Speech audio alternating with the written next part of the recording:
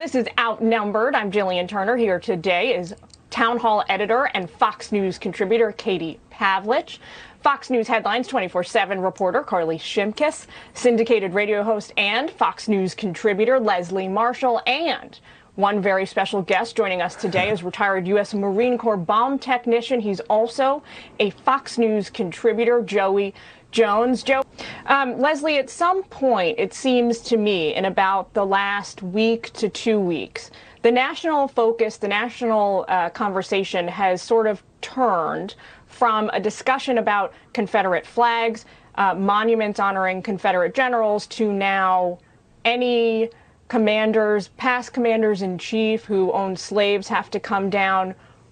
What is the conversation like inside the Democratic Party on that turn? It seems like there's a real divide.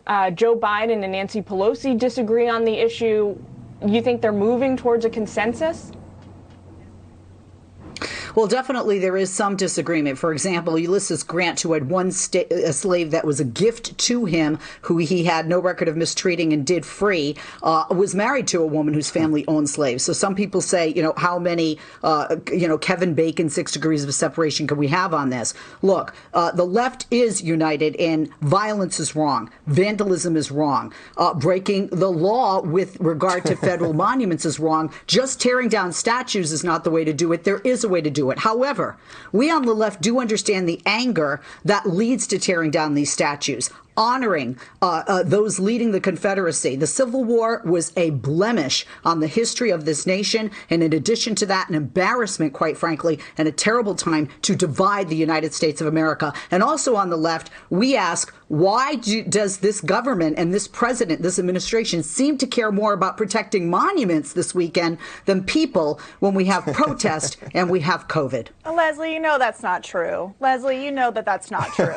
You have the administration deploying police. It doesn't feel that way. It doesn't feel that. I want my tax dollars to protect the people, not statues.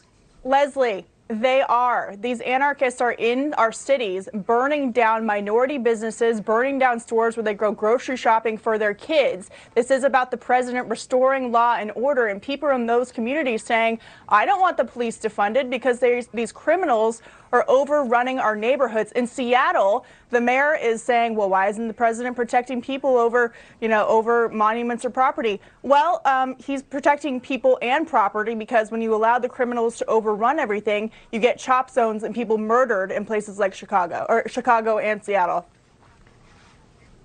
I mean, to say that he doesn't care about people is just not true. Yes, I would like to respond. I didn't know if we were allowed to jump in our virtual couch land. I didn't want to be rude to the technical crew. I mean, we're trying to keep it relatively decent. It's easy to say everybody. It's easy to say that everybody who jumps on the tearing a statue down bandwagon is an anarchist. I don't agree with that. But quite frankly, look, there's anger out there. I am not a woman of color. I don't know what it feels like when I see a statue that honors an individual that tried to tear this country apart and to keep slavery going. I don't know what that feels like. I don't know what that level of offense feels like. I do think it's wrong to pull down statues of those who led the suffragette movement. I do think it's wrong to pull down statues of those who were abolitionists or, like I said, Ulysses Grant. And I don't think tearing them down is the way, because I personally am against vandalism. I'm against violence. But I understand the anger that is coming. And I, for one, as a taxpayer, I want to see that much and more effort by the administration and the president and, quite frankly, law enforcement protecting people as opposed to statues, especially during this pandemic. Defying Occupy City Hall protesters in New York City still refusing to leave their camp. They say the $1 billion in NYPD budget cuts the city council just passed is not enough. In the meantime, 2 Democratic New York state lawmakers have introduced a bill to strip police officers of their pensions if they're fired for issues involving serious misconduct. Quote, one of the lawmakers saying, systematic racism, inadequate training, and abuse of power have all contributed to the scourge of police brutality that has torn apart communities and families across the county. We are at a pivotal moment for anti-racist and police reform, and it is clear that law enforcement officers must face greater accountability. The head of the largest NYPD union clapping back, saying, quote, "This bill is mind-blowing hypocrisy. Police officers' retirement benefits could be stripped away based on mere allegations of misconduct, while state legislators who are formally censored for serious misconduct would still get to keep theirs." All of this as violent crime surges in the Big Apple. Just last night, at least one person dead, 6 others wounded in shootings across the city. So, Leslie, I'll go to you first. The left has demanded to defund the police while also trying to argue it's not really about defunding the police. The New York City Council and the mayor have decided to cut $1 billion from the police budget, and it seems not to be enough. Well, a couple of things here. First of all, if you camp out, ask for something and get it, why leave? You're going to push and ask for more. It's pretty Pavlovian. Second, I don't agree with, quite frankly, the legislation being proposed. And the reason is I feel it needs to be much more specific, and it can't just be an allegation.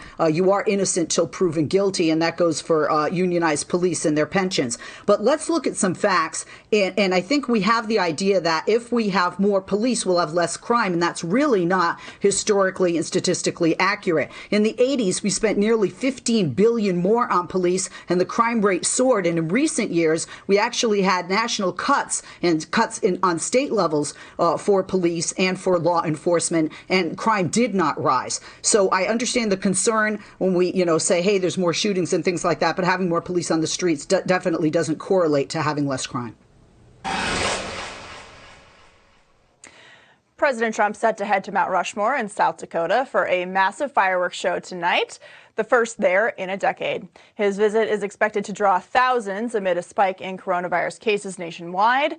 The DNC slamming the trip in a statement, quote, "Instead of living up to the most basic responsibilities of his office this Independence Day, Donald Trump is still downplaying the virus, calling for a slowdown of testing, bucking social distancing guidelines, and showing Americans why we can't afford 4 more years of him in the White House." But Leslie, it seems like it's difficult to stomach this idea that the president is being breathlessly criticized, and other Americans who want to celebrate Independence Day, the foundation of the country, are being criticized for daring to do so. However, the media has been endorsing these massive gatherings of thousands of protesters in the streets around the country and don't seem to have the same criticism or concerns about their spread of the virus. Well, I don't disagree with you, Katie, that, people don't look at the protest. But watching somebody come home from the hospital every day beaten and battered and talking to friends that sign so many death certificates that they become desensitized to people being human beings and that those numbers stand for lives. This is a slap in the face to the healthcare industry. We as Americans have to just accept the reality that we're going to have to wait for our lives to return to what they were. We need to social distance. We need to wear masks. We see what's happened in Texas, in Florida, and happening here in California. If you don't want to listen to the healthcare professionals, then just look what's happened in South Korea, Japan, Europe, and of course, New Zealand. We need to stop being children. We need to be responsible. And quite frankly, the president needs to lead with responsibility. You can look, I'm going to have a little barbecue in my backyard, social distancing with masks, a few people, 6 feet apart, and still be able to be patriotic. But, do I want to have fireworks for me and my kids? Mm-hmm. Absolutely. Do I need to wait for that? Yes. Look, this is true. This is life. We haven't gotten rid of COVID-19 1. We're worried about COVID-19 2. We are all in this together, and we're not going to defeat this unless we together make a decision to be responsible. And so far, Americans have not shown that they can be responsible when you just look at the stats and the spikes. And by the way, South Dakota did last month have 5,000 additional cases. This could lead to more. Why do we want to risk that, especially for somebody who has a vulnerable underlying health condition that they may not even be aware of?